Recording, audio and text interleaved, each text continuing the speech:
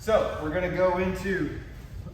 into this, right? Now a straight leg is why you always want to bend, and this vine is good because you can control that bend a little bit better. So you create your space, you can come up through here, and then you pull. Like you guys that are just letting them stand up, you need to pull into this, okay?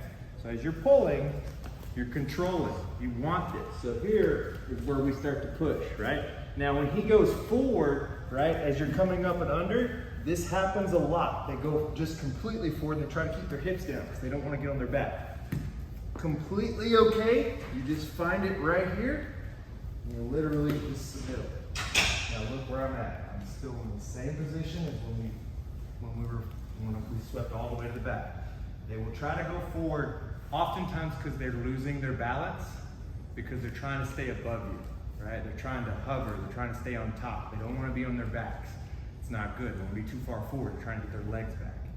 So again, it's just, they start to go forward and your head pops out the back. You can still hit this heel hook. It requires the control, okay? So we're here, promote this knee bend, this knee cut. Sometimes you can even time it where you catch it, like they're trying to knee cut around, or knee cut through your reverse de la Hiva. Nothing changes. We're gonna keep trying to free this leg, right? And if he goes forward and he starts to try to crawl out of this and straighten his legs, if he flips around, you can control, and then it's right here. But notice I'm keeping control of the leg the whole time. If you control the leg, you control the hip.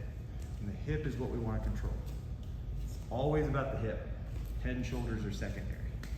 Keep him here, because this is what's going to happen. What do you want to do if I'm forcing a knee bend? He wants the opposite to happen. He wants to straighten it. It's logical.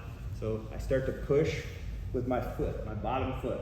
Now, if he goes forward and my head comes out the back, nothing changes. I'm still here heel hooking. Notice he went forward, and now he's back on his back, which is if we swept him to his back, or if he literally stayed face down. I would be behind him doing this, just as opposed to as if he's on his back doing this. So what has changed for me? Absolutely nothing. I have the leg, and that's what I want you to focus on. Control of the leg. All this other shit is just extra.